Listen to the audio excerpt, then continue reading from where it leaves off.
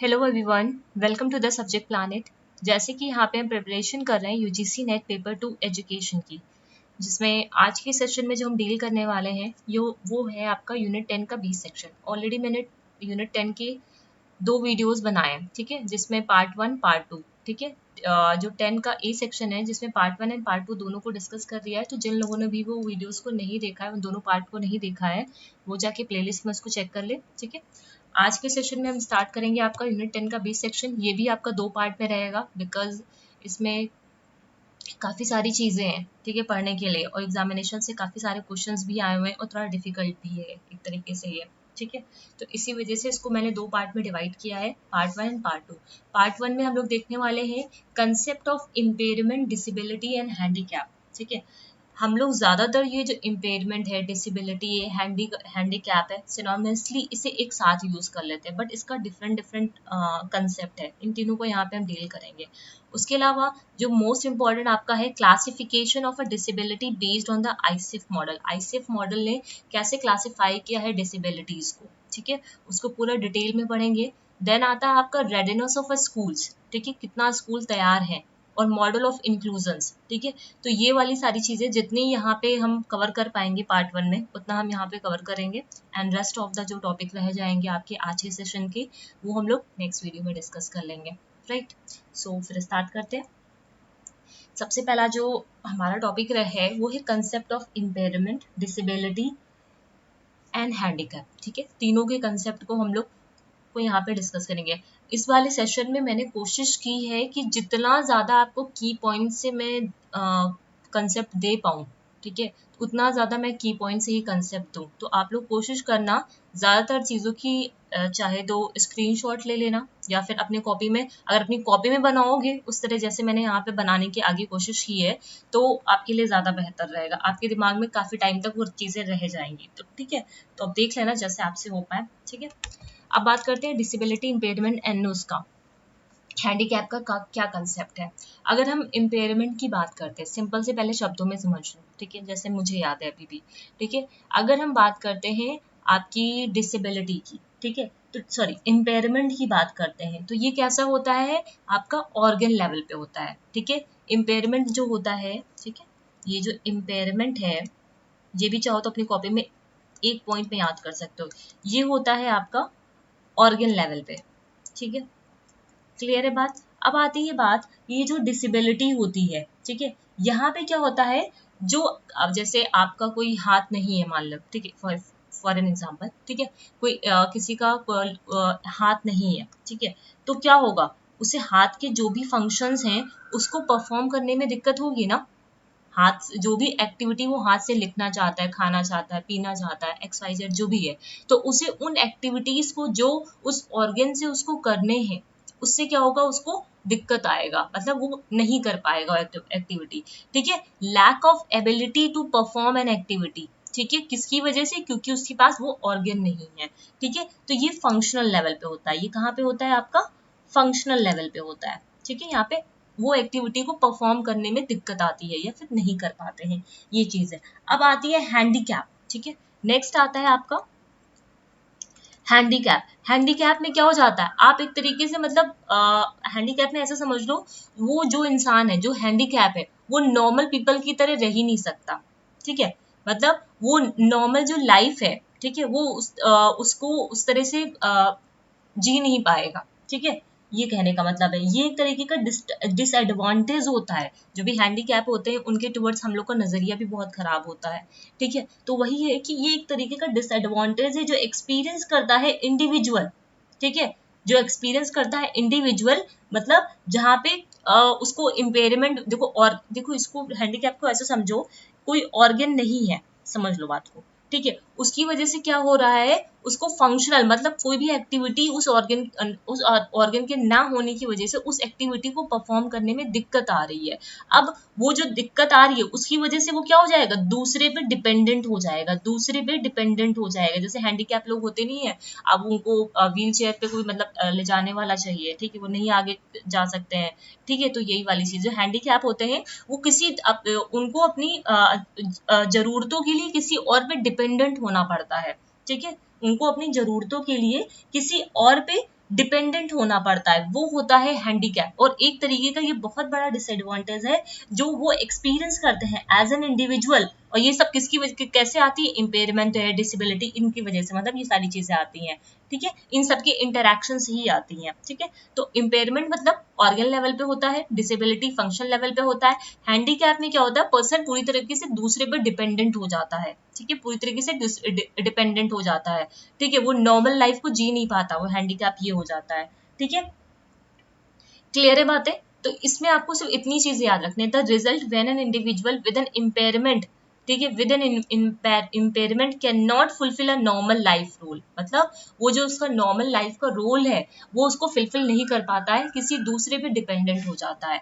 Disability में क्या हो, lack of ability to perform an activity, मतलब उस ऑर्गन के ना होने की वजह से वो क्या करता है, खा नहीं पा रहा है ना, लिख नहीं पा रहा है, तो ये क्या है, कुछ एक्टिविटीज को परफॉर्म नहीं कर पा रहा। और इम्पेयरमेंट कहने का मतलब क्या है, कोई ऑर्गन नहीं है उसका वो, ठीक है। तो ये सारी चीजें disability, impairment and handicap. The term disability, impairment and handicap have been used synonymously within the education, counselling and health literature. हम इसे एक ही तरह यूज करते हैं, लेकिन है इनका तीनों का डिफरेंट डिफरेंट कंसेप्ट। ये तीनों जो टर्मिनोलॉजी है वो डिस्कस किसको करते हैं, किसी disabling the conditions, they convey three different meaning, तीनों ही तीन डिफरेंट मीनिंग को कन्वे करते हैं। To promote the appropriate use of the term, अब ये जो तीनों टर्म है इनका अप्रोप्रिएट यूज करने के लिए WHO ने ICF का जो मॉडल था वो दिया, ठीक है, ICF का इंफॉर्मेशन क्लासिफिकेशन, ठीक है, ICF का मतलब WHO ने प्रोवाइड किया, ठीक है। World health organization provided the following definition, ठीक है, उन्होंने कुछ डेफिनेशन दी जिसमें इन्होंने बताया ये जो तीनों टर्म्स हैं वो डिफरेंट डिफरेंट हैं, एक नहीं है, ठीक है। क्लियर है बातें? अब आ जाते हैं इम्पेयरमेंट, जैसे वही अलग अलग से मैंने लिखा हुआ है यहाँ पे, जो मैंने यहाँ पे आपको यहाँ पे की पॉइंट में समझाया है वो भी सफिशिएंट है, ये भी अपनी कॉपी में लिख लेना, ठीक है। इम्पेयरमेंट यहाँ पे क्या होता है, particular part of the body का पार्ट जो है ऑर्गन का वो नहीं होता, मिसिंग होता है, ठीक है, तो ये होती है आपकी इम्पेयरमेंट। फिर आता है इम्पेयरमेंट एज एनी लॉस और एबनॉर्मेलिटी ऑफ अ साइकोलॉजिकली, जितने भी आपके हाईलाइटेड हैं वो आप लोग अपनी कॉपी में लिखिएगा, ठीक है। इम्पेयरमेंट कहने का मतलब क्या है, एनी लॉस और एबनॉर्मेलिटी ऑफ अ साइकोलॉजिकल हो सकती है, फिजियोलॉजिकल हो सकती है, या फिर ये आपसे पूछा गया हुआ है एनाटोमिकल स्ट्रक्चर्स है, ठीक है, ये आपसे पूछा गया हुआ है। Generally taken to be at the organ level, ये हमेशा ऑर्गन लेवल पे होता है, ठीक है। अब ये जो एबनॉर्मेलिटीज आ रही हैं, ठीक है, हमारे कुछ ऑर्गन नहीं है तो क्या एबनॉर्मेलिटीज आ रही है ना, तो ये क्या है, बॉडी स्ट्रक्चर में है, ऑर्गन है, अपीयरेंस है, सिस्टम ऑफ फंक्शनिंग है, जिसमें ये सब ये क्या कैसे क्या होता है, यहाँ पे जो हमारे ऑर्गन होता है या टिश्यू लेवल पे डिस्टर्बेंस हो जाता है, ठीक है।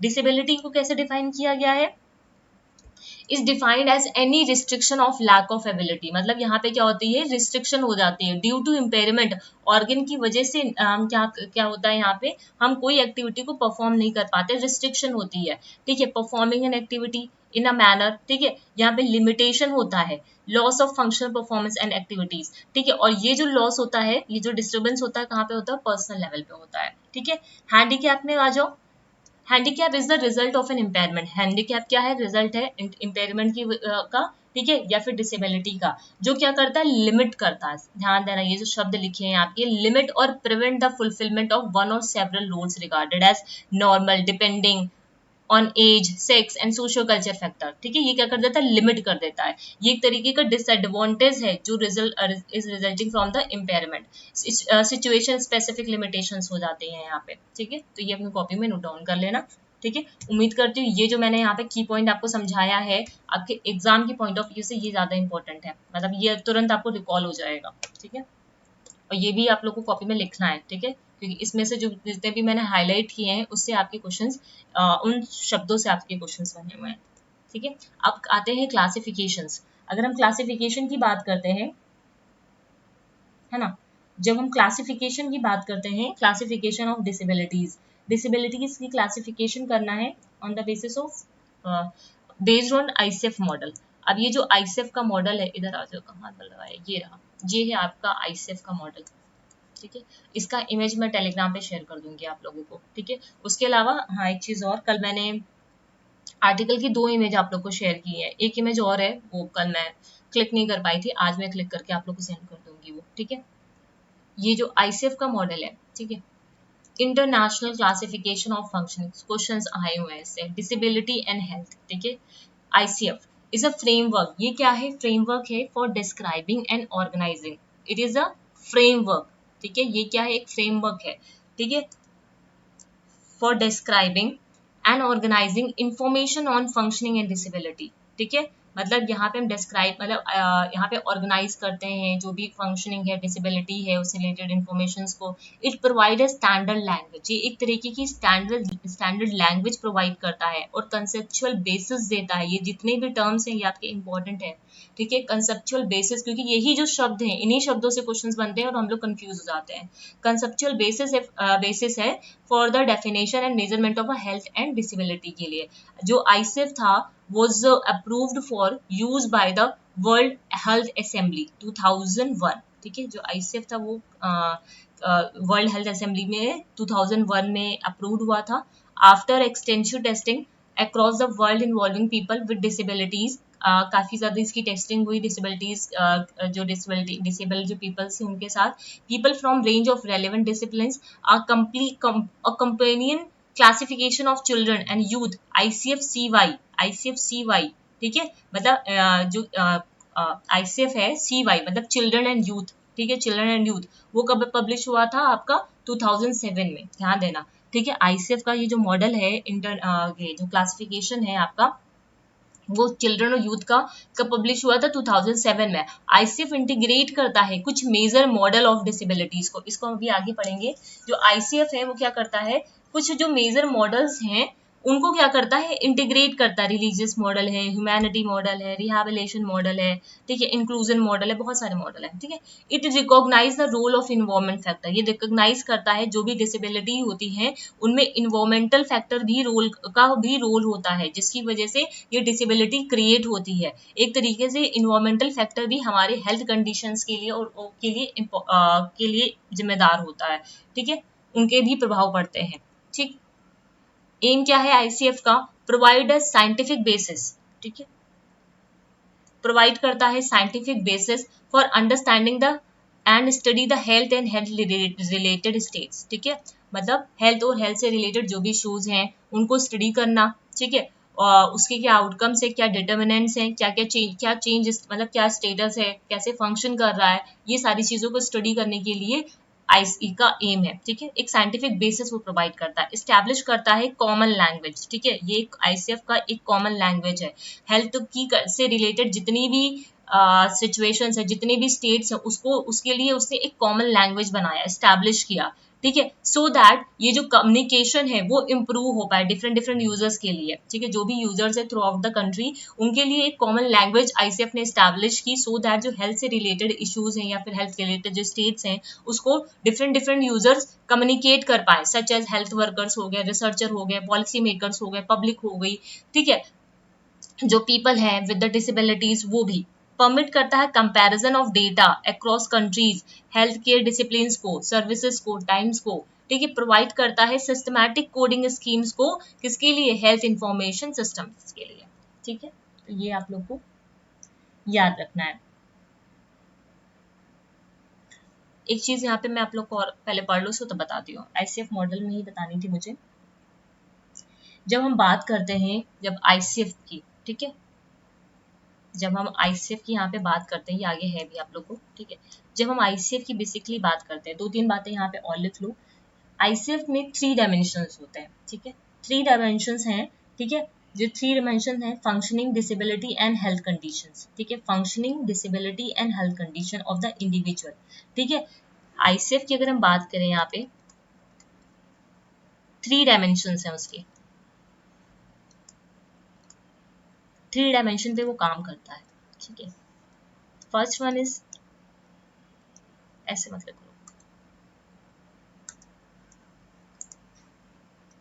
ये जो आईसीएफ है हैज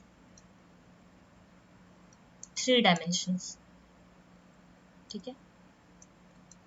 अब ये 3 डायमेंशंस कौन कौन से हैं, 3 dimensions, functioning, disability and health condition of individual, ठीक है, जो इंडिविजुअल की हेल्थ कंडीशन है, ठीक है, वो बोलता है कि ये जो फंक्शनिंग है, डिसेबिलिटी है, इंडिविजुअल की हेल्थ कंडीशन है, ये कैसे हैं, इंटरैक्टिव है, ठीक है, ये जो है ये सब कैसे हैं, इंटरैक्टिव है, ठीक है, इंटरैक्टिव है एंड डायनेमिक है, इंटरैक्टिव एंड डायनेमिक है, ठीक है, ये बातें क्लियर है। उसके अलावा आईसीएफ का जो मॉडल है, ठीक है, उसमें 3 कंसेप्ट के बारे में बात की गई है, ठीक है, अभी आगे देखेंगे। बॉडी स्ट्रक्चर, बॉडी स्ट्रक्चर, ठीक है, और activities, activities and participation of the individual, ठीक है, जो इंडिविजुअल का पार्टिसिपेशन है different different life situation, participation of individual, ठीक है, ये कुछ चीजें हैं जो आप लोग को याद रखनी है आईसीएफ के मॉडल से related, right. In the ICF functioning disability, functioning disability are multi dimensional concept। इन्होंने बोला जो आईसीएफ में फंक्शनिंग है, डिसेबिलिटी है, वो क्या है, एक मल्टी डायमेंशनल कंसेप्ट है, ठीक है, कैसे कंसेप्ट है, मल्टी डायमेंशनल कंसेप्ट है, आपस में इंटरेक्ट करते हैं, हाँ आपस में इंटरेक्ट करते हैं, जिसमें 3 चीज आईसीएफ में 3 कंसेप्ट आते हैं आपके। एक आता है body function and structure of the people, body function and structure of the people, ठीक है, फिर आता है आपका एक्टिविटीज ऑफ द पीपल, ठीक है, ये भी एक्टिविटीज मतलब जब हम बात करते हैं बॉडी फंक्शन स्ट्रक्चर फिर एक्टिविटीज, ठीक, फिर आता है आपका पार्टिसिपेशन और involvement of the people, participation of the end involvement of the factor. इसी में एक फैक्टर और एड ऑन हुआ, वो है आपका इन्वॉल्वमेंटल फैक्टर, ठीक है, वो कौन सा है आपका इन्वॉल्वमेंटल फैक्टर, ठीक है, ये चीज आपको ध्यान रखनी है। ये जो तीनों टर्म्स लिखे हैं आपके, body functions, activities, participation and environmental factors. अगर हम बॉडी फंक्शंस की बात करते हैं या फिर स्ट्रक्चर ऑफ पीपल्स की बात करते हैं, ये क्या है, इम्पेयरमेंट है there of functioning at the level of the body, यहाँ पे जो भी फंक्शनिंग होती है वो बॉडी लेवल पे होती है। एक्टिविटीज में बात करते हैं तो functioning at the level of the individual, ठीक है, फंक्शनिंग कहाँ पे होती है, ये eight the level of body होती है, ये फंक्शनिंग होती है eight the level of the individual and the activity limitations they experiences, या फिर वो एक्टिविटी वो लिमिटेशन जो वो एक्सपीरियंस करते हैं एक्टिविटी को करने में। पार्टिसिपेशन और इन्वॉल्वमेंट ऑफ पीपल कहाँ पे होती है, सभी एरियाज में होती है, सभी एरियाज के लोगों का पार्टिसिपेशन होता है। And the participation destruction they experiences, यहाँ पे जो फंक्शनिंग होती है वो कैसी होती है, of a person as a member of the society. ये जो फंक्शनिंग सारी ये लिखी, ये की पॉइंट है आपके, ये आपकी क्या है, की पॉइंट है, अपनी कॉपी में ये लिखो। फंक्शनिंग कहाँ पे होती है, लेवल ऑफ द बॉडी, ठीक है, फंक्शनिंग कहाँ पे होती है, as a member of the society, ठीक है। इन्वायरमेंटल में बात करते हैं तो यहाँ पे ये अफेक्ट करते हैं एक्सपीरियंसेस को, ठीक है, whether these factor are facilitator या फिर बैरियर्स, ये जो फैक्टर्स हैं ऊपर के 3, वो एक तरीके से फैसिलिटेटर का भी काम कर सकते हैं या फिर बैरियर का भी काम करता है। तो इन्वायरमेंटल क्या करता है, जो भी एक्सपीरियंसेस हैं उसको, ये जो तीनों तरह के एक्सपीरियंसेस हैं उसको वो अफेक्ट करता है, ठीक है। The ICF conceptualises a personal level of functioning, जो ये पर्सनल लेवल ऑफ फंक्शनिंग है अभी हम लोगों ने देखा, ठीक है, पर्सनल लेवल ऑफ जो फंक्शनिंग होती है आपकी, ठीक है, पर्सनल लेवल की जो पर्सनल लेवल की फंक्शनिंग जो होती है, ठीक है, as a dynamic and interaction, वो कैसी होती है, डायनेमिक होती है, डायनेमिक इंटरैक्शन होता है उसके हेल्थ के बीच में, ठीक है, environmental factors and personal factors, इन सबके बीच में क्या होता है, एक डायनेमिक फंक्शन होता है। It is a bio psycho social model of disability. ये जो होता है वो कैसा होता है, बायो साइको सोशल डिसेबिलिटी है, जो बेस्ड है on an integration of social and medical model. ये अभी हम लोग देखेंगे, ठीक है, सोशल एंड मेडिकल मॉडल जो है डिसेबिलिटी, ये उस पे बेस्ड है। ये कौन से मॉडल है आगे भी हम लोग डिस्कस करेंगे, ठीक है। अब ये डिसेबिलिटी मल्टी डायमेंशनल है, इंटरैक्टिव है, जितने भी कंपोनेंट है डिसेबिलिटीज की वो इंपॉर्टेंट है और एक दूसरे के साथ वो इंटरैक्ट कर रहे होते हैं। इन्वायरमेंटल फैक्टर भी यहाँ पे क्या करता है, उन एक्सपीरियंसेस को अफेक्ट करता है, जैसे बॉडी फंक्शन एंड स्ट्रक्चर हम लोगों ने देखा, ठीक है, तो वहां पे क्या आ जाएंगे आपके, ये सारी चीजें, ये आपको नाम याद होने चाहिए। एक्टिविटीज में ये वाली सारी चीजें आ जाएंगी, ठीक। फिर पार्टिसिपेशन में ये, अब ये क्या है, इसके साथ इंटरैक्ट कर रहा है, ठीक है, ये इसके साथ इंटरैक्ट कर रहा है, ये इसके साथ इंटरैक्ट कर रहा है, ये इसके साथ इंटरैक्ट कर रहा है, ये क्या कर रहे हैं आपस में ही सब एक दूसरे के साथ इंटरैक्ट कर रहे हैं, वही लिखा है, ठीक है। ये डायनेमिक है और इंटरैक्ट कर रहे हैं एक दूसरे के साथ, ये चीज बोली जा रही है, ठीक। Although personal factor are recognized in the interactive model show in the figure, ये जो पर्सनल फैक्टर्स हैं ये यहाँ पे आपकी एज, स्किल, जेंडर, ये वाली सारी चीजें, ठीक है। They are not classified in the, ये जो हम लोगों ने पर्सनल फैक्टर पढ़ा है अभी यहाँ पे देखा, वो हमारे आईसीएफ के मॉडल में इंट्रोड्यूस नहीं है। सच फैक्टर, ये जो फैक्टर्स होते हैं पर्सनल फैक्टर, वो इन्फ्लुएंस करते हैं जो भी डिसेबिलिटी है एक्सपीरियंस कर रहा है इंडिविजुअल, लाइक उसका एज, जेंडर, ठीक है, ये सारी चीजें भी आपकी डेटा में डेटा कलेक्शन में आती हैं। द आईसीएफ कैन प्रोवाइड और अंडरपिन अ descriptive profile of an individual pattern of function. जो आईसीएफ है वो एक तरीके का पूरा इंडिविजुअल कैसे फंक्शन कर रहा है उसका पूरा पैटर्न प्रोवाइड करता है, डिस्क्रिप्टिव पैटर्न प्रोवाइड करता है कि वो कितना ज्यादा डिसेबल है या फिर नहीं है, कैसे वो फंक्शन कर रहा है, कैसे वो नहीं कर रहा है। A decision about where to draw line but between the no disability and disability depend on the person purpose for doing so. ये जो आईसीएफ है वो एक तरीके का हमें पूरा डिस्क्रिप्टिव प्रोफाइल बना करके देता है कि हमें कहाँ पे एक लाइन ड्रॉ कर देनी है कि ये पर्सन डिसेबल है भी या नहीं है, स्पेसिफिक पर्पस में अगर हम देखें तो, ठीक है। अब ये जो आईसीएफ है उसके दो तरीके के पार्ट हैं, ठीक है। अभी जो हम लोगों ने यहाँ पे जो फैक्टर्स पढ़े हैं, इधर आओ, ये जो फैक्टर्स पढ़े हैं इनको आईसीएफ ने दो पार्ट में डिवाइड किया, ठीक है। पहला पार्ट है फंक्शन एंड डिसेबिलिटी। अगर फंक्शन एंड डिसेबिलिटी और कॉन्टेक्चुअल फंक्शन, कॉन्टेक्चुअल फंक्शन में क्या क्या आ जाता है आपका, इन्वायरमेंटल फैक्टर्स आ जाते हैं, ठीक है, पर्सनल फैक्टर्स आ जाते हैं। और फंक्शन एंड डिसेबिलिटी में क्या क्या आता है, function, body function and structure हो गया, और एक्टिविटीज एंड पार्टिसिपेशन। ये जो हम लोगों ने पार्टिसिपेशन यहाँ पे देखा है ना, ठीक है, ये रहा, ये जो पार्टिसिपेशन वो एक में आ जाता है यहाँ पे, ठीक है। जब हम इसको डिवाइड करते हैं दो पार्ट में तो ये एक में आ जाता है, ठीक है। क्लियर है बात है, तो ये अपनी कॉपी में बनाना। Activities and participation, body function, structure, ये सब किस में आता है, फंक्शनिंग एंड डिसेबिलिटी में आता है। और कॉन्टेक्स्ट में क्या आता है, इन्वायरमेंटल एंड पर्सनल फैक्टर्स आते हैं। आईसीएफ के अब ये जो कंपोनेंट्स हैं, ठीक है, अब ये आपको याद होने चाहिए, मतलब ये आपको दिमाग में रहने चाहिए। बॉडी फंक्शन की बात करते हैं तो फिजियोलॉजिकल फंक्शंस ऑफ बॉडी, जो भी फिजियोलॉजिकल फंक्शन है जिसमें साइकोलॉजिकल फंक्शंस भी आ जाते हैं। ये बॉडी स्ट्रक्चर क्या है, एंड ये जो वर्ड है ये बहुत याद एक बार पूछा गया है, ठीक है। एनाटॉमिकल पार्ट है बॉडी का, such as organ, limbs and their components. Impairment में क्या आ जाता है आपका कि problem in body function and structure such as significant deviation और लॉस, ठीक है। एक्टिविटी में द एग्जीक्यूशन, मतलब जो टास्क है एग्जीक्यूशन करते हैं इंडिविजुअल। पार्टिसिपेशन में involvement in the life situation, ठीक है।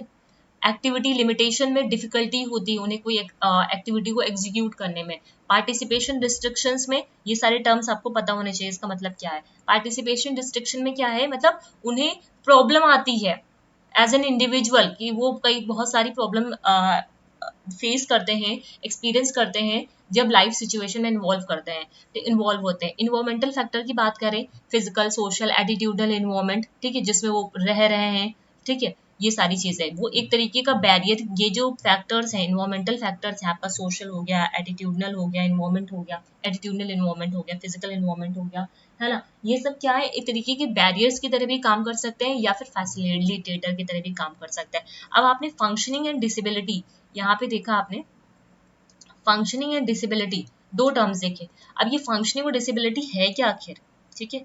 फंक्शनिंग और डिसेबिलिटी में क्या समझ रहे हो, फंक्शनिंग एक अम्ब्रेला टर्म है फॉर द बॉडी फंक्शन, जहाँ पे बॉडी फंक्शंस आते हैं, आपके बॉडी स्ट्रक्चर्स आते हैं, ये ऊपर लिखे हुए सारे टर्म्स आपके बॉडी फंक्शंस हैं, बॉडी स्ट्रक्चर है, एक्टिविटीज हैं, पार्टिसिपेशन है, ये देखो ये सब यहाँ पे लिखे हुए हैं, ठीक है।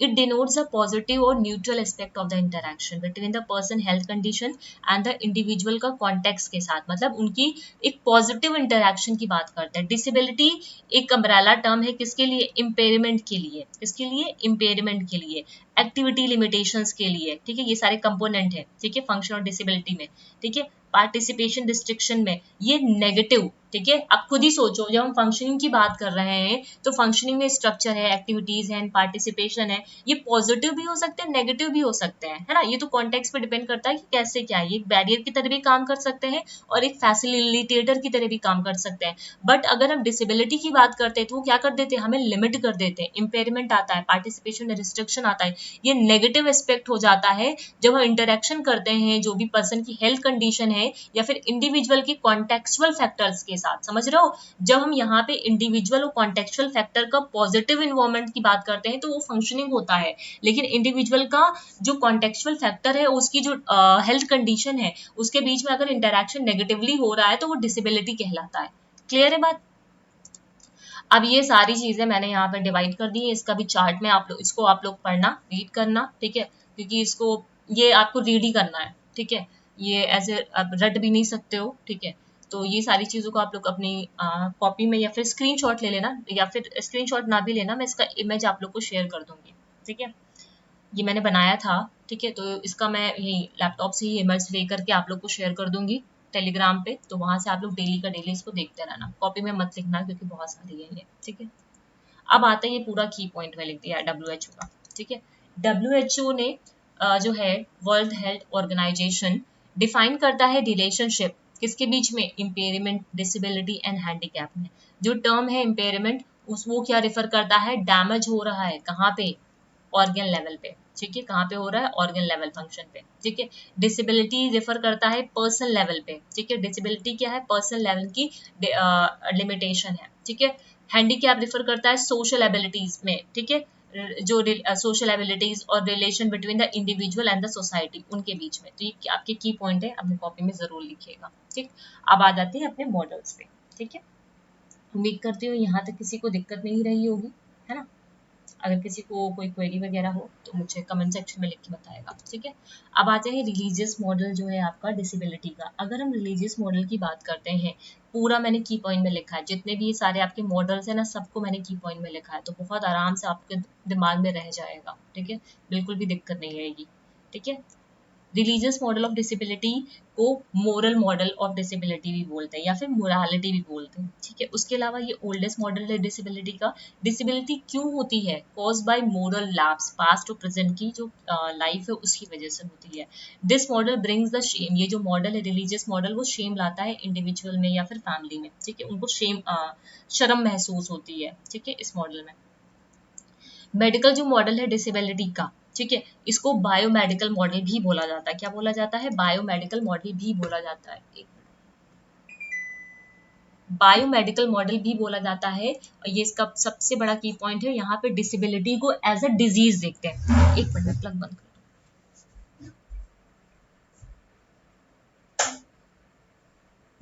यहाँ पे डिसेबिलिटीज को डिजीज की तरह देखते हैं, ठीक है। ये बायोमेडिकल मॉडल होता है, यहाँ पे जो भी डिसेबिलिटी है उसके लिए रेमेडी प्रोवाइड की जाती है, उसको क्योर करने की कोशिश की जाती है। जो प्राइमरी एम है इस मॉडल का, उसको क्योर करना, उसको सही करना, ठीक है, उसको करेक्ट करना, क्योर करना, since it regards disability as a result of deficient in the individual, ये किसी कमी की वजह से हो गया होगा, ठीक है, ये मॉडल ये बोलता है, ठीक है।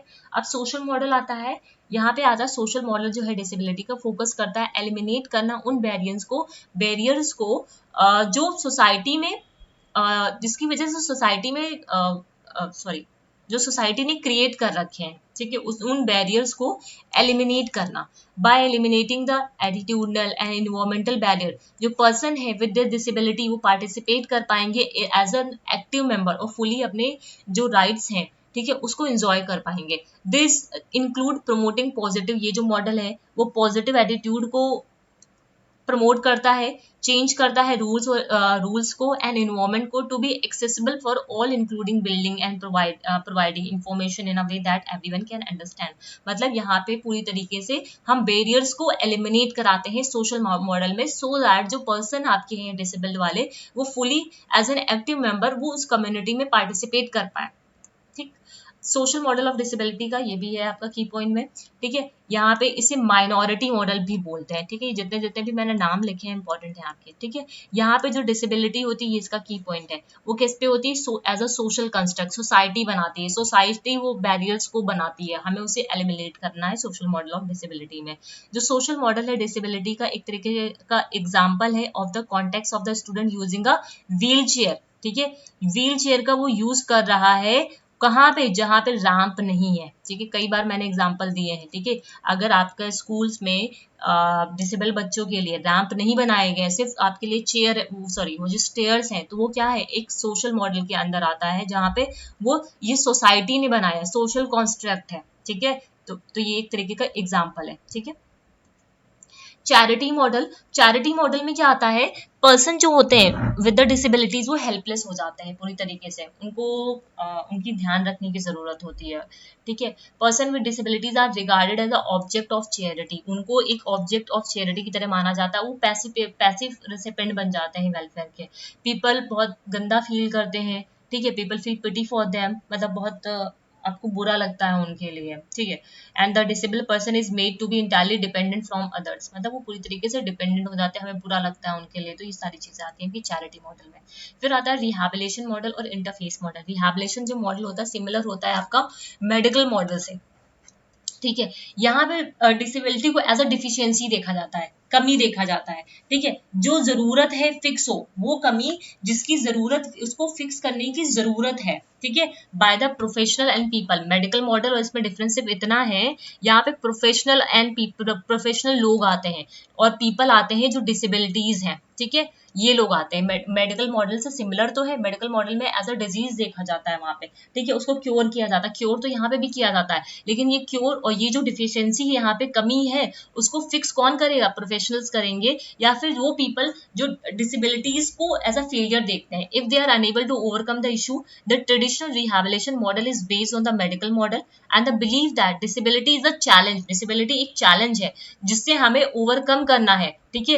As a person of the society हमें उसके लिए एडुकेट एफर्ट डालने हैं। Like medical model, the rehabilitation model भी में भी कहाँ क्या चाहिए, केयर चाहिए, सपोर्ट चाहिए, ठीक है। कहाँ से, डिटरमाइंड बाय द प्रोफेशनल्स, यहाँ पे प्रोफेशनल आपका की वर्ड आता है, ठीक है। इंटरफेस मॉडल की अगर हम बात करते हैं, it views disability as a existing at the meeting point. ये क्या है, existing at the meeting point between the person, medical diagnosis and the environment, ठीक है। ये इसका कीवर्ड है, पर्सन की जो मेडिकल डायग्नोसिस चल रही है और जिसका इन्वायरमेंट है, उसका ये एक मीटिंग पॉइंट है इंटरफेस मॉडल में।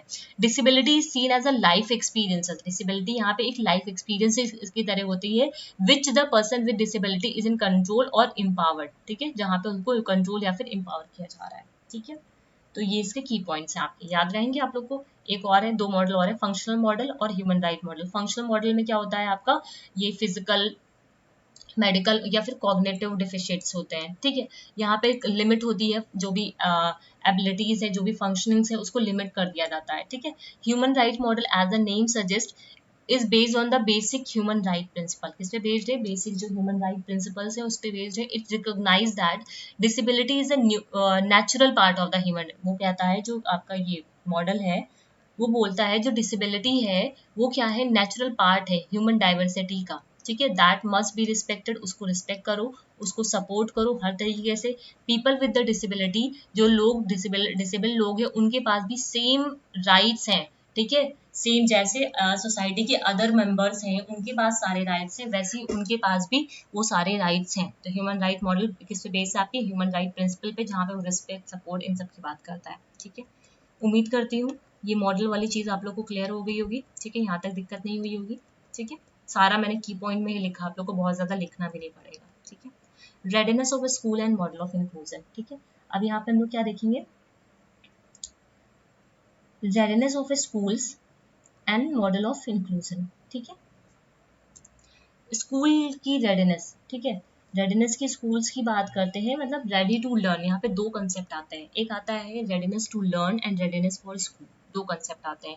ये एक इंटरेक्टिव प्रोसेस है या फिर एंड सेट ऑफ रिलेशनशिप है इन विच द चाइल्ड, इसकी फैमिली और स्कूल एक दूसरे के साथ क्या करते हैं, इंटरैक्ट करते हैं इन अ डिफरेंट वेज, जो सपोर्ट करता है ओवरऑल डेवलपमेंट को चाइल्ड के। ठीक है, मतलब क्या स्कूल रेडीनेस में क्या होता है, जो भी सोसाइटी है, ठीक है, चिल्ड्रंस है, फैमिली है, वो क्या करते हैं, आपस में इंटरैक्ट करते हैं, जिसकी वजह से चिल्ड्रन के जो डेवलपमेंट है उसको पूरी तरीके उसको सपोर्ट करता है, उनके डेवलपमेंट को, जिसमें उसका physical, mental, psychological, emotional aspect, ये सारी चीजें शामिल होती हैं। It is not easy to assess whether a child is ready for the school और नॉट। मतलब हम ये इजी नहीं है कि उसको मतलब ये ध्यान मतलब ये चीज एसेस कर पाए कि चिल्ड्रन, जो बच्चा है वो स्कूल के लिए रेडी है फिर नहीं है। It becomes more complicated when the system of the school, its operation and guidelines are put before him. ठीक है, तो ये चीजें, इसके लिए दो कंसेप्ट आए आपके, readiness to learn and readiness for school. ठीक है, अब रेडीनेस टू लर्न में क्या आ जाता है आपका, कि बच्चे का जो लेवल है डेवलपमेंट का, ठीक है, at which a child is able to learn, ये आता है रेडीनेस, सीखने की तैयारी। स्कूल की तैयारी मतलब स्कूल कितना तैयार है बच्चों को पढ़ाने के लिए, ये स्कूल के कॉन्टेक्स्ट की तरफ से आता है। ठीक है, अब जो नेशनल एजुकेशन गोल पैनल है, उसने डेफिनेशन दी स्कूल की रेडीनेस में, जिसमें 3 एरियाज को कवर करता है। चिल्ड्रन का रेडीनेस फॉर स्कूल, ठीक है, चिल्ड्रन रेडीनेस फॉर स्कूल्स, है ना। और इसको, ये मैंने क्या लिखा है, एक मिनट, चिल्ड्रन, हाँ ठीक है, ये गलत है, स्पेलिंग गलत है, सही कर लो। ठीक है, ये स्पेलिंग सही कर लो। स्कूल रेडीनेस फॉर लर्न, ठीक है, 3 एरियाज को कवर करता है ये। चिल्ड्रन कितना रेडी है स्कूल्स के लिए, स्कूल कितने रेडी हैं बच्चों के लिए, फैमिली एंड कम्युनिटी कितना सपोर्ट कर रहे हैं, सर्विस कर रहे हैं, that contribute to children readiness for school success, उनको वो सक्सेस कर पाए। 5 एसेंशियल एलिमेंट है स्कूल की रेडीनेस के लिए, अर्ली केयर एंड एजुकेशन, ठीक है, पेरेंटिंग एंड फैमिली सपोर्ट। ये जितने भी आपके पॉइंट लिखे हुए हैं, ये सभी से आपके क्वेश्चंस आए हुए हैं। ठीक है, तो पूरे स्टेटमेंट में ये फ्रेम होके आते हैं, तो ये सारे पॉइंट आपके दिमाग में रहने चाहिए। रेडीनेस फॉर स्कूल्स में आते हैं, मतलब ये जो हम लोगों ने टॉपिक पढ़ा है इसके अंदर आते हैं। Health and social service, school readiness for children, school capacity, program, infrastructure, administration, evaluation, ये सारी चीजें। ठीक है, अब अगर हम डिफाइन करते हैं रेडीनेस को, ठीक है, रेडीनेस इन द चाइल्ड, ठीक है, रेडीनेस इन द चाइल्ड अगर हम डिफाइन करें, तो वहां पे क्या क्या चीजें आ जाएंगी आपका, physical wellbeing and motor development. ठीक है, पहली चीज क्या आएगी, physical wellbeing and motor development. अब इसमें जो चीजें मैं बोल रही हूँ मैंने यहाँ पे लिखी नहीं है, मैंने सिर्फ की पॉइंट में लिखा है इसको, इस वजह से। Physical wellbeing and motor development के अंदर क्या क्या आ जाता है, उसका उसका हेल्थ स्टेटस आता है। ठीक है, क्या आता है, उसका हेल्थ स्टेटस आता है। ठीक है, हेल्थ स्टेटस आता है, उसका ग्रोथ आता है ना, और क्या आता है, डिसेबिलिटी आती है। ठीक है, क्या आता है, डिसेबिलिटी आती है। ठीक, फिर आता है social and emotional development. Social emotional में क्या आता है, इंक्लूडिंग टर्न टेकिंग, ये एक तरीके का क्या, टर्न टेकिंग, है ना, कॉपरेशन, ये सारे अपने कॉपी में टर्म्स लिख लेना, कॉपरेशन, इम्पैथी, सिंपैथी अलग है, एम्पैथी अलग है। ठीक है, ध्यान देना, सिंपैथी नेगेटिव टर्म्स में जाएगा, एम्पैथी पॉजिटिव में जाएगा। ठीक है, and the ability to express emotions. ठीक है, ये इसमें आ जाएगा। अप्रोचेस टू लर्निंग में क्या आ जाएगा आपका, एंथोसिज्म आ जाएगा, क्यूरियोसिटी आ जाएगा, क्या आ जाएगा, क्यूरियोसिटी आ जाएगा। ठीक है, अप्रोचेस टू लर्निंग में, और एंथोसिज्म आ जाएगा। ठीक है, टेम्परमेंट आ जाएगा, टेम्परामेंट आ जाएगा, है ना, कल्चर आ जाएगा, वैल्यूज आ जाएंगी। ये सब क्या है, आपकी अप्रोचेस हैं लर्निंग की, ये सब क्या है, आपकी लर्निंग की अप्रोचें हैं, मतलब सीखने का जो दृष्टिकोण है उसका। ठीक है, उसका उत्साह, उसका स्वभाव, उसका संस्कृति, उसके मूल्य, है ना, ये सारी चीजें। फिर आता है लैंग्वेज डेवलपमेंट, भाषा विकास, जहाँ पे वो कैसे सीखेगा, आपका लिसनिंग, है ना, स्पीकिंग, ठीक है, वोकेबुलरी, ठीक है, वोकेबुलरी, ठीक है, इन सारी चीजों से। ठीक है, और ये जो प्रिंटेड मटेरियल्स होते हैं, ठीक है, या फिर स्टोरीज होती हैं, ठीक है, और जो ड्राइंग करते समय उनको सिखाया नहीं जाता छोटे बच्चों को, तो वो सारी चीज़ें भी लैंग्वेज डेवलपमेंट में आ जाएगा, मतलब वो सारी चीज़ें जो उनकी लैंग्वेज को डेवलप कर पाए। फिर आता है जनरल नॉलेज एंड आपका कॉग्निशन, जहाँ पे साउंड लेटर एसोसिएशन आता है, including sound letter association. Special relation होता है, स्पेशल रिलेशन, ठीक है, एंड द नंबर कंसेप्ट, ठीक है, और भी होते हैं लेकिन ये मैंने कुछ ही लिखे हैं यहाँ पे, एंड द नंबर कंसेप्ट, ठीक है। तो आपके दिमाग में चीजें होनी चाहिए। जब रेडीनेस की बात करते हैं, बच्चे में कितनी तत्परता है, ठीक है, उसको हम कैसे डिफाइन करेंगे, ठीक है। फिजिकल वेलबींग होना है, मोटर डेवलपमेंट है, सोशल एंड इमोशनल डेवलपमेंट, ये सारी कुछ कंडीशंस हैं जो जब वो होती हैं उसके अंदर, तो वो बच्चा तत्पर होता है स्कूल जाने के लिए। अप्रोचेस लर्निंग में language development, general knowledge and cognition, ये सारी चीजें। अब स्कूल की रेडनेस, स्कूल की जो तत्परता है, ठीक है, बच्चे के लिए स्कूल की तैयारी, ठीक है, उसमें क्या क्या आता है, फैसिलिटेशन, स्मूथ ट्रांजिशन होना चाहिए, मतलब इसको स्कूल बच्चा एंटर करे तो उसमें वहाँ पे स्कूल में जाए तो उसको स्मूथ ट्रांजिशन मिले एक तरीके का, सही, मतलब जो भी परिवर्तन हो वो स्मूथ होना चाहिए, धीरे धीरे होना चाहिए, एकदम से नहीं होना चाहिए, है ना। यूजिंग हाई क्वालिटी इंस्ट्रक्शन का यूज करें, अप्रोप्रिएट पेस्टिंग होनी चाहिए, अंडरस्टैंड करें उनकी लर्निंग कैसे, मतलब उनकी लर्निंग को, ठीक है। और उसके अलावा striving for continuity between the early care and education program and elementary school, जो अर्ली केयर एजुकेशन प्रोग्राम है और जो एलिमेंट्री स्कूल्स हैं उसको भी उन्हें समझना चाहिए, ठीक है। फिर demonstration commitment to the success of every child, ठीक है, through awareness of the needs of the, अब ये कैसे, जो कमिटमेंट है हर बच्चे की सक्सेस का, वो कैसे उसको सही कर पाएंगे, जब उसकी इंडिविजुअल की नीड को समझेंगे एज अ इंडिविजुअल, ठीक है, एज अ इंडिविजुअल उसको समझना पड़ेगा प्रत्येक बच्चे की सफलता के लिए, हर बच्चे को कैसे वो सक्सेसफुल बना पाएंगे, जब उनकी नीड को वो समझेंगे, समझ रहे हो, जब उनकी नीड को समझेंगे। और यहाँ पे क्या था आपका, सॉरी, हाँ ये था, using the high quality instruction, मतलब जो उनकी सॉरी ये high quality, striving for continuity, मतलब वो जो अर्ली केयर एजुकेशन प्रोग्राम है, जो उनकी प्रारंभिक शिक्षा, उनके बीच में हमेशा समानता है, मतलब निरंतरता बनती रहे, कंटिन्यूटी बनी रहे, ये वाली चीज यहाँ पे बोल रहा है, ठीक है। मॉडल ऑफ इंक्लूजन, ठीक है, क्लियर है यहाँ तक चीजें।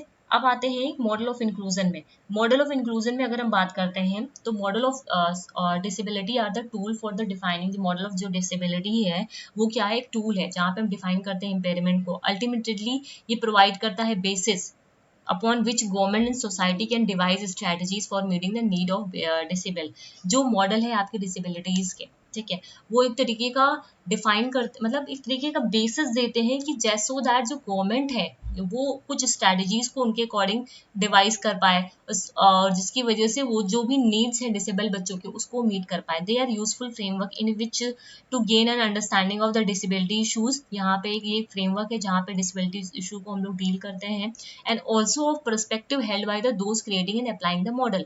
They provide insight, वो क्या, ये important line, they provide insight to the, ये जो मॉडल्स हम लोगों ने पढ़े अभी, रिलीजियस मॉडल पढ़ा, सोशल मॉडल पढ़ा, वो सब भी है इसमें, ठीक है।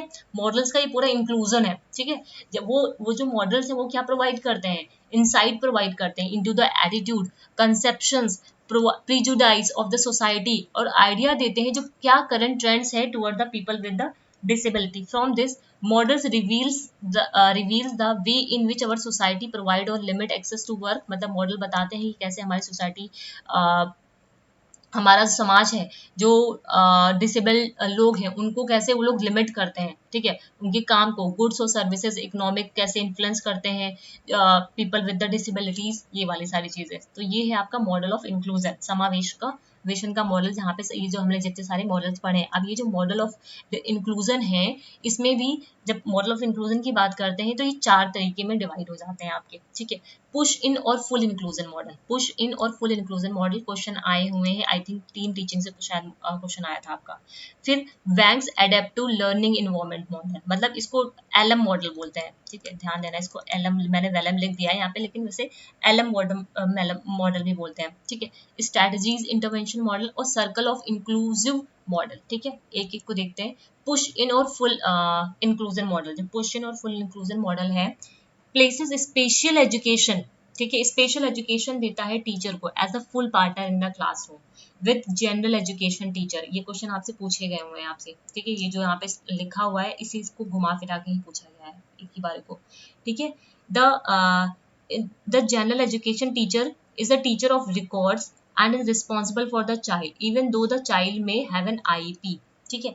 In this special education teacher क्या करता है, एंटर करता है क्लासरूम में और प्रोवाइड करता है इंस्ट्रक्शन एंड सपोर्ट करता है चिल्ड्रंस को। ये आपका पहला की पॉइंट यहाँ पे, ठीक है। क्वेश्चन में क्या होता है, जो टीचर है वो एंटर करता है क्लासरूम में और प्रोवाइड करता है इंस्ट्रक्शन और सपोर्ट करता है चिल्ड्रन को। अब question teacher may also offer instructional supports to the regular classroom. उसके अलावा ये इंस्ट्रक्शनल सपोर्ट भी देता है रेगुलर क्लासरूम में। ये सारे की पॉइंट है।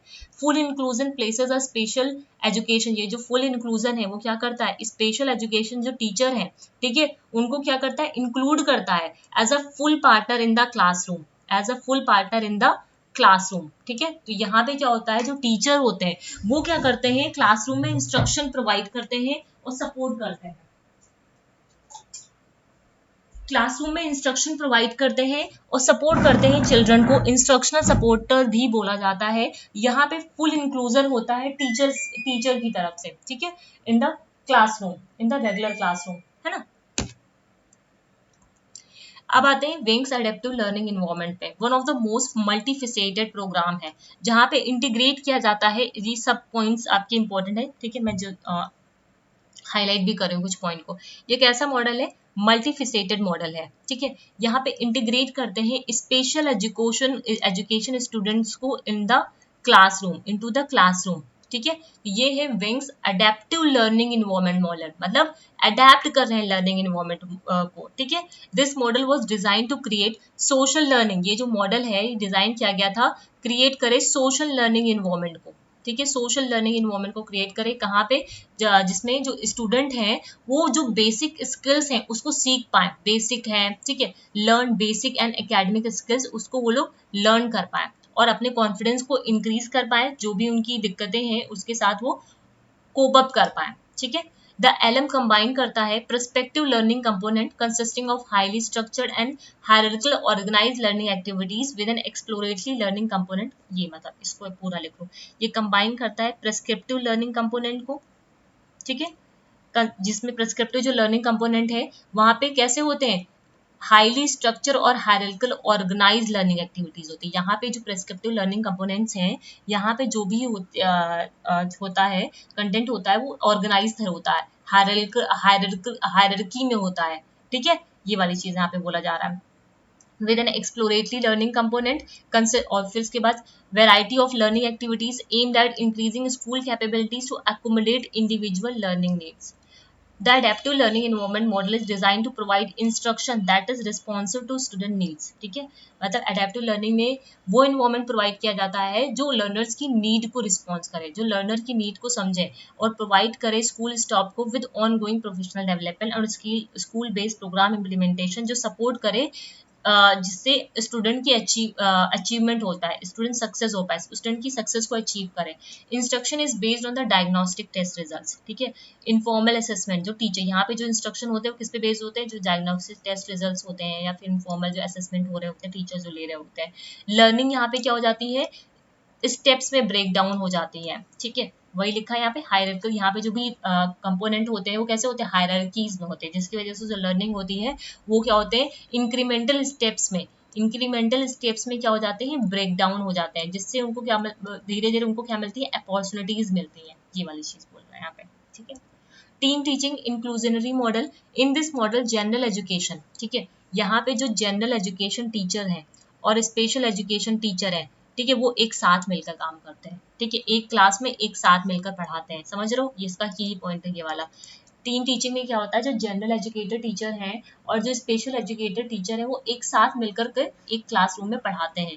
According to the welder effective co teaching, यहाँ पे क्या होती है, इफेक्टिव को टीचिंग होती है और इक्वल पार्टनरशिप होती है, ठीक है। जो भी टीचर पढ़ाते हैं वो कहाँ क्या होते हैं, टीचर्स जो होते हैं इक्वल पार्टनर्स होते हैं, जो भी वहाँ पे लर्निंग हो रही होती है।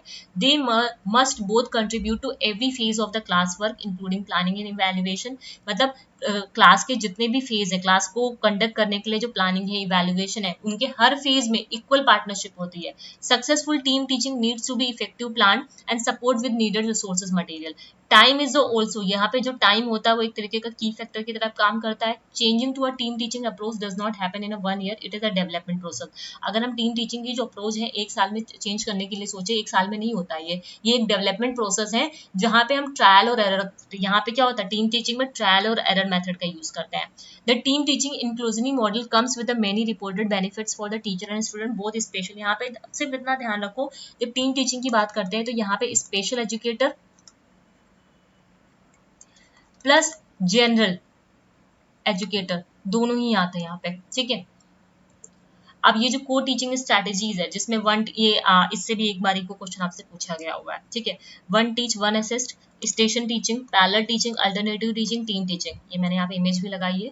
वन टीच वन एब्जॉर्ब, इसको देखने से पहले यहाँ पे आ जाओ। वन टीच वन सपोर्ट मतलब क्या है, एक टीच करेगा यहाँ पे, ठीक है। handles majority of the instruction appear to be an imbalance of the power, support teacher provide an extra pair of eyes। मतलब क्या है, एक यहाँ पे टीच करेगा, ठीक है, दूसरा क्या करेगा, सपोर्ट करेगा, ठीक है। ये लीड करेगा, ये इसको सपोर्ट करेगा। अल्टरनेटिव टीचर्स में क्या होता है, यहाँ पे क्या होता है, manage the majority of the classroom. मतलब हम क्या करते हैं, जो अल्टरनेटिव टीचिंग नहीं होती,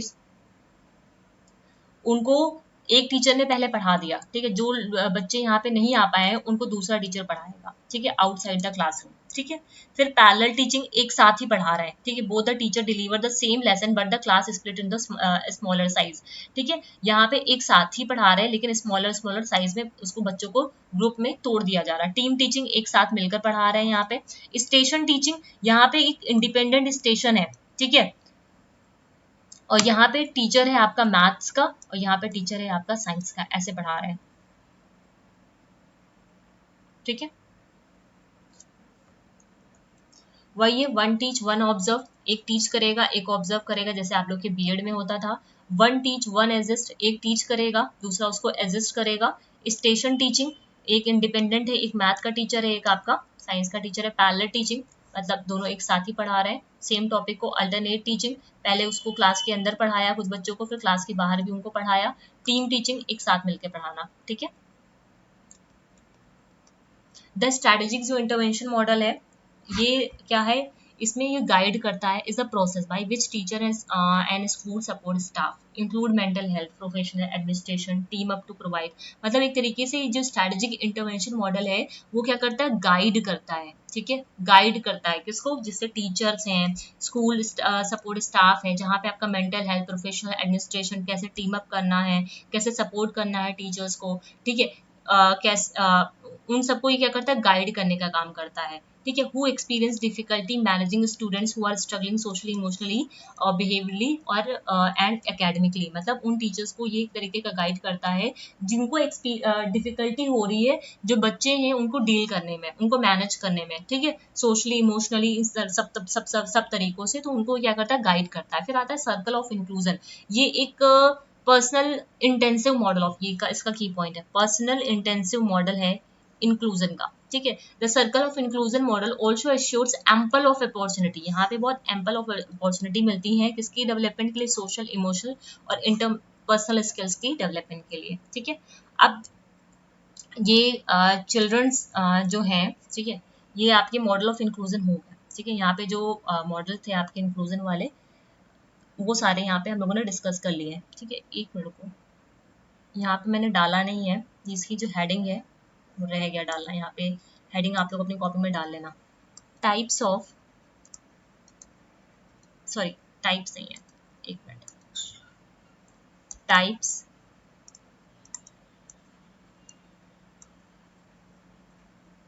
characteristics and educational needs of diverse learner, ये नेक्स्ट टॉपिक है आपका, ठीक है। इसका भी बहुत सारा चीजें हैं।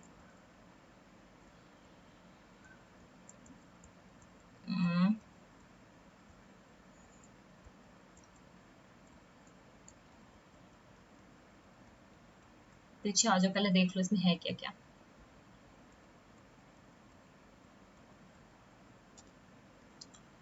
चिल्ड्रन कंसिडर्ड फॉर द, मतलब अब इसमें पढ़ना था किन किस टाइप के चिल्ड्रंस हैं, ठीक है, जो डाइवर्स इनको मतलब डिसेबल्ड कौन से बच्चे हैं जिनको इंक्लूसिव एजुकेशन के अंदर रखा जाता है डिफरेंट डिफरेंट चैलेंजेस में। हियरिंग इम्पेयरमेंट हो गया, विजुअल इम्पेयरमेंट हो गया, इंटेलेक्चुअल डिसऑर्डर हो गया, स्पेशल हेल्थ प्रॉब्लम हो गया, मल्टीपल डिसेबिलिटीज हो गई, ये वाली सारी चीज़ें है ना।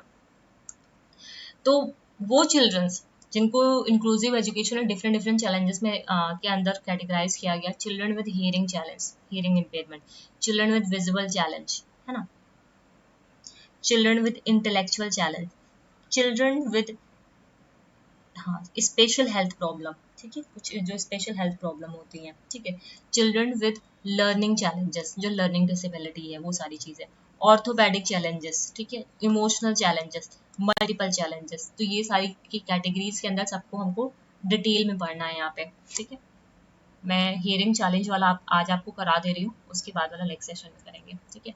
हियरिंग चैलेंज में आ जाते हैं, जब हम बात करते हैं जो चिल्ड्रन है विद द हियरिंग चैलेंज, मतलब हियरिंग इम्पेयरमेंट वाले। हियरिंग इम्पेयरमेंट कहने का मतलब क्या है, बहुत सही से समझना, क्वेश्चंस आते हैं, ठीक है, तो इसलिए बहुत सही से समझना, थोड़ा सा डिफिकल्ट भी हो जाता है ये।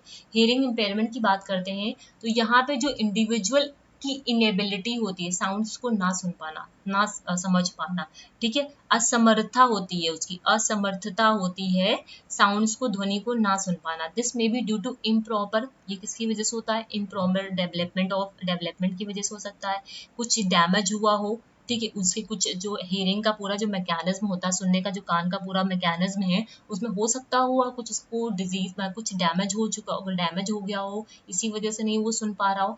Hearing is a prerequisite for the development of, मतलब हियरिंग एक प्री रिक्वाइसाइट होता है, जरूरी होता है जब हम बात करते हैं नॉर्मल स्पीच और लैंग्वेज की।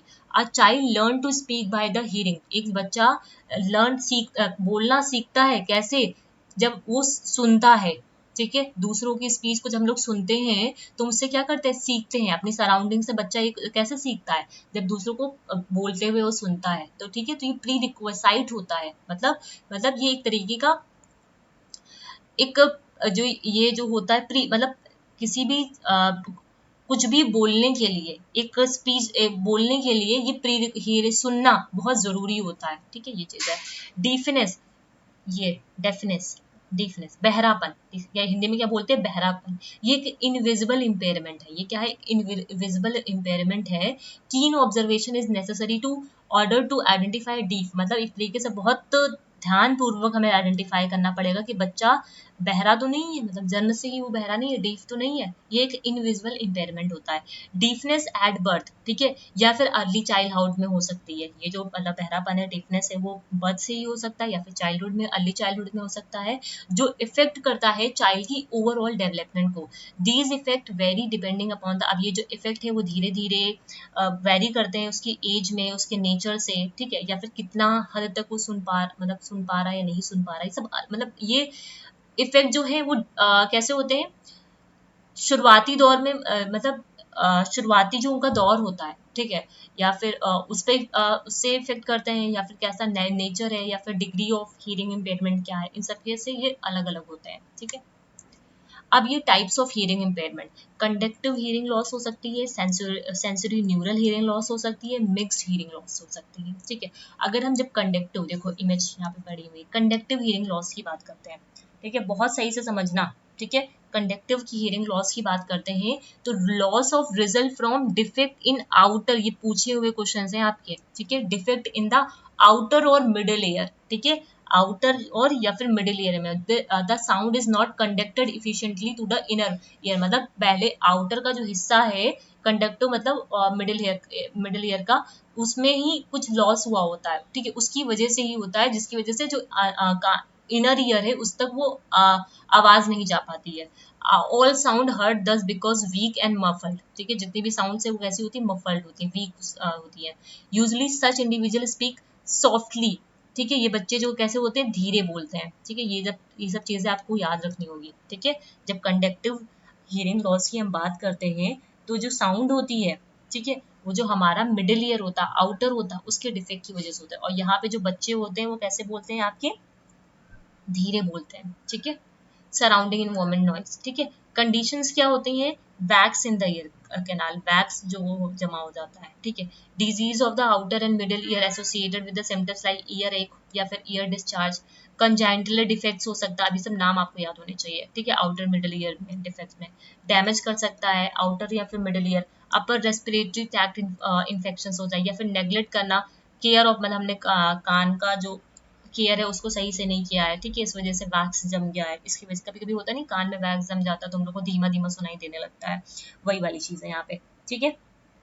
और एक इसको हम लोग ठीक कर सकते हैं, ये जो कंडक्टिव हीयरिंग लॉस होता है इसको हम लोग ठीक कर सकते हैं। मेडिकल मतलब नॉर्मली ये जो चीज़ें हैं, ये जो this type of hearing loss is generally temporary, ये जो हीयरिंग लॉस होता है, ठीक है, ये भी अपनी कॉपी में लिख लेना, हीयरिंग लॉस होता है ये कैसा होता है, टेम्परेरी होता है, ठीक है, टेम्परेरी होता है, ठीक है। और इसको हम लोग क्या कर सकते हैं, रेक्टिफाई कर सकते हैं, ठीक है, रेक्टिफाई कर सकते हैं, can be rectified by medical treatment, by medical treatment और सर्जरी, ठीक है, किसी से भी हम इसको रेक्टिफाई कर सकते हैं, सर्जिकल मीन्स ये से बोल सकते हैं इसको, ठीक है।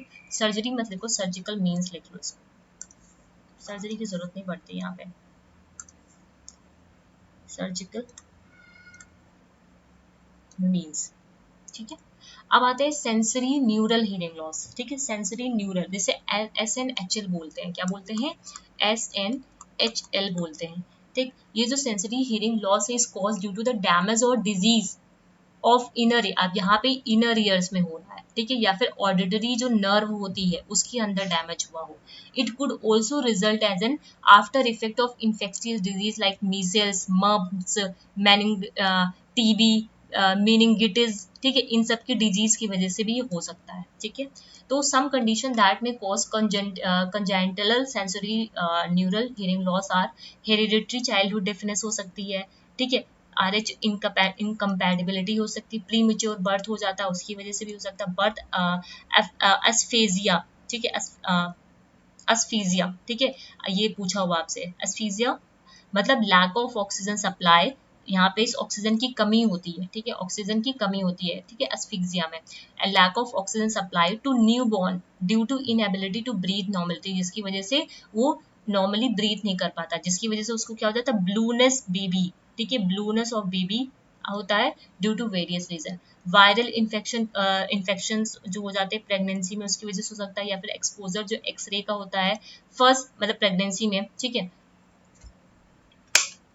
Taking x-ray with in the first 3 months, ठीक है, जब ले रहा हो तो उस टाइम पे जो एक्सरेज का जो एक्सपोजर डायरेक्ट पड़ गया हो उसके प्रेगनेंसी में, तो उसकी वजह से भी हार्मफुल ड्रग्स जो है माइसिन वेराइटी, इसकी वजह से acoustic neuroma, tumour of the auditory nerve, ये सब इसके कुछ कॉज हैं हियरिंग के, ठीक है। तो ये आपको दिमाग में रखने पड़ेंगे, थोड़ा सा डिफिकल्ट है आई नो, बट दिमाग में रखना पड़ेगा, ठीक है।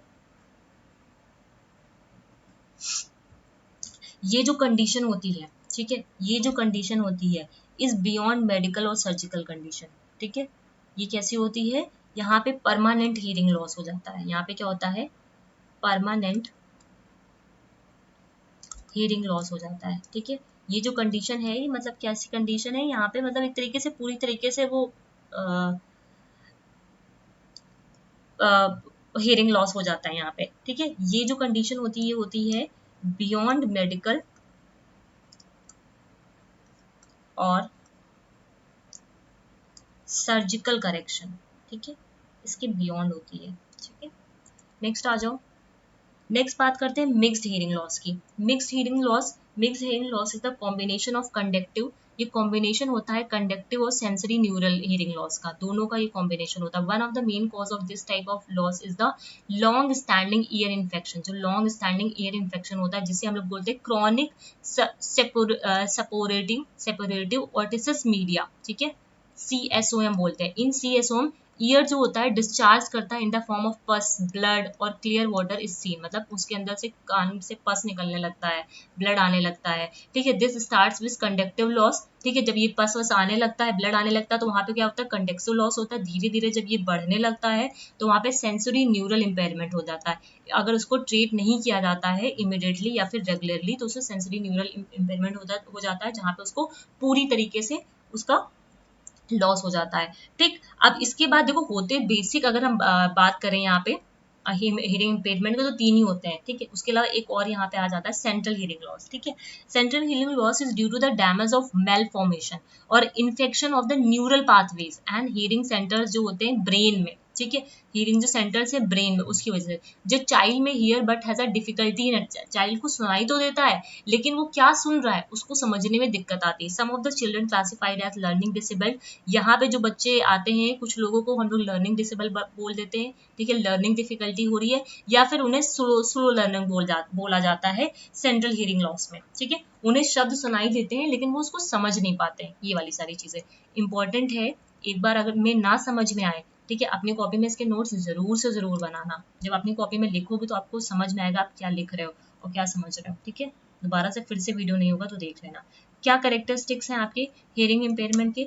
चाइल्ड जो है आस्क फॉर द रिपीटेशन, ठीक है, इंस्ट्रक्शन को रिपीट करने के लिए बोलेगा, ठीक है। डिलेड लैंग्वेज डेवलपमेंट होता है, इस वजह से वो क्या बोले, फिर से रिपीट करने को बोलेगा। चाइल्ड फोकस करता है स्पीकर के फेस पे, लिप्स पे, ठीक है, while listening to and understanding a speech. Child ask for the help for the fellow students, ठीक है। जब वो नोट्स बना रहा हो, जो टीचर उसको वर्बली बोल रहा हो उसको फिर से वो रिपीट करने के लिए बोलेगा अपने फेलो स्टूडेंट से।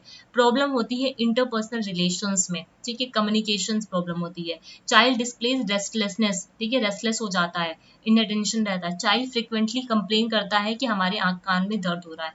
चाइल्ड टर्न्स अपने हेड को इधर उधर घुमाया करता है सो दैट उसको अच्छे से सुनाई दे। Child is unable to follow the instruction, child जो है वो इंस्ट्रक्शन को फॉलो नहीं करता। लैक ऑफ फ्लुएंसी भी होती है यहाँ पे, बच्चों की जो फ्लुएंसी होती है वो भी यहाँ पे नहीं हो पाती है। लैंग्वेज कॉम्प्रिहेंशन में एक्सप्रेशन इफेक्ट करता है इसकी कॉग्निटिव प्रोसेस को, लाइक एसिमिलेशन में, एब्स्ट्रैक्शन में, कैटेगराइजेशन में, जनरलाइजेशन में। Hence learning at an abstract जो होती है, जो लर्निंग है वो कंसेप्चुअल लेवल पे, ठीक है। सब्जेक्ट लाइक ज्योमेट्री बिकम्स, जो मतलब जो एब्स्ट्रैक्ट कंसेप्चुअल लेवल पे जो लर्निंग होती है वो उसमें उनको दिक्कत होती है, लाइक ज्योमेट्री है, मैथ्स है, इन सब में वहाँ पे उसको दिक्कत आती है। These children are also handicapped in varying, ये जो चिल्ड्रंस होते हैं वो हैंडीकैप भी हो सकते हैं, मतलब ये डिग्री पे डिपेंड करता है, ठीक है। Varying degree in education achievement such as developing reading skills, developing reading is a challenging since language itself being impaired, achieving reading success is difficult। अब ये वाला पॉइंट अभी आगे देखेंगे हम लोग। सीरियस अर्थमेटिक मैथ डिफिकल्टीज आती हैं, ठीक है, और सोशल एडजस्टमेंट की भी उनको प्रॉब्लम आती है, ठीक है। तो ये कुछ कैरेक्टरिस्टिक्स है, पूरा ना लिख करके आप लोग छोटे छोटे की पॉइंट्स में लिख सकते हो, ठीक है। अब ये डिग्री है आपकी हियरिंग लॉस की, ये आपको याद होना चाहिए, चार्ट बिल्कुल याद होना चाहिए। प्रोफाउंड जो हो, सॉरी, नॉर्मल -10, ये हियरिंग लॉस का जो डेसिबल है -10 to 15, मिनिमल 16 से 25, माइल 26 से 40। अब ये कुछ एक आध जो डेटा है वेरी कर सकते हैं, अलग अलग उसमें अलग अलग दे रखे हुए हैं, लेकिन इसी के आसपास रहेगा, ये रहेगा, ठीक है। 41 से 55, मॉडरेटली सीवियर 56 से 70, सीवियर 71 से 90 और प्रोफाउंड बिल्कुल 91 plus. According to the right of a person with disability act 2016, deafness का मतलब होता है वो पर्सन जिसका 70 डेसिबल जो हियरिंग लॉस हो चुका हो इन स्पीच फ्रीक्वेंसी, दोनों ही कान में, तो वो क्या है, डीफ है, ठीक है। ये किसने बोला है, राइट ऑफ RPW जो है 2016 के अकॉर्डिंग हियरिंग इम्पेयरमेंट में डीफनेस को बोला गया है वो पर्सन जिसका 70 डेसिबल हियरिंग लॉस हो चुका है स्पीच की फ्रीक्वेंसीज में, दोनों ही कान में, वो डीफ है। हार्ड ऑफ हियरिंग का मतलब क्या है, person having 60 to 70 decibel hearing loss. कितना हियरिंग लॉस, ये डेटा आपको याद रखना है, ये फिक्स है आपका। 60 से 70 का डेसिबल का हियरिंग लॉस हुआ हो और हियरिंग लॉस हुआ हो उसकी स्पीच फ्रीक्वेंसीज में दोनों ही कान में, ठीक है। तो वो क्या है, हार्ड ऑफ हियरिंग, मतलब 60 और 70 के बीच में है तो हार्ड ऑफ हियरिंग, 70 है तो वो उसका डीफ है, ठीक है। तो ये आपको याद रखना है, ठीक। इसके बाद है विजुअल इम्पेयरमेंट, ठीक है। अब इसको नेक्स्ट सेशन में करेंगे, नहीं वीडियोस काफी लंबी हो जाएंगी, ठीक है। विजुअल इम्पेयरमेंट है, ठीक है, बहुत सारी चीजें हैं इसमें। विजुअल इम्पेयरमेंट के बाद उनकी कैरेक्टरिस्टिक्स हैं, स्पीच एंड लैंग्वेज डिसऑर्डर्स हैं आपके, तो ये सब हम लोग नेक्स्ट सेशन में करेंगे, ठीक है। आज के सेशन में फिर यहीं तक रखते हैं। नेक्स्ट सेशन का वीडियो मैं कल अपलोड करूंगी क्योंकि अभी थोड़ा सा कंटेंट आपका रह गया है इसमें, ठीक है। मैं बता दे रही हूँ कहाँ पे क्या चीज़ रह गई है, अभी बनाना है मुझे।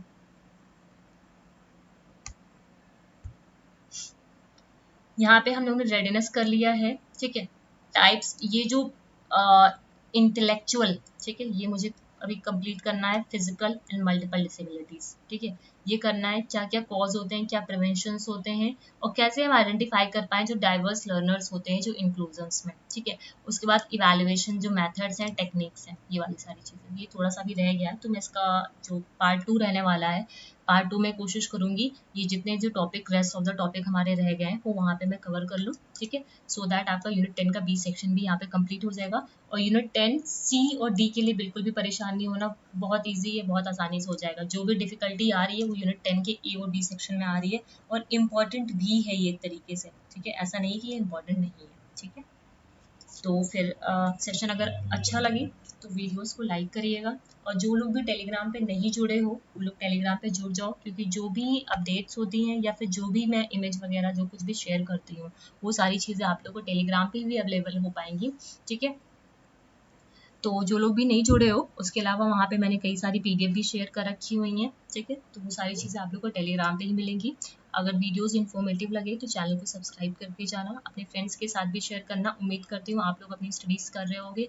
पेपर 1 एंड पेपर 2 दोनों पे ही फोकस करना, ये नहीं कि पेपर 2 ही पढ़ने बैठ जाओ या फिर पेपर 1 ही करने बैठ जाओ, दोनों ही इक्वली इम्पॉर्टेंट है, ठीक है।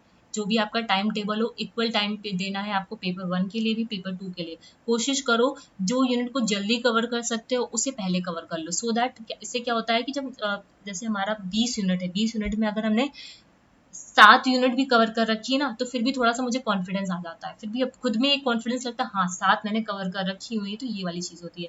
तो कोशिश करो जितना पहले जल्दी से कवर कर सकते हो उसको पहले कवर कर लो, ठीक है। तो आपके दिमाग में ये रहेगा एटलीस्ट मेरा आधा पोर्शन तो कवर है ना।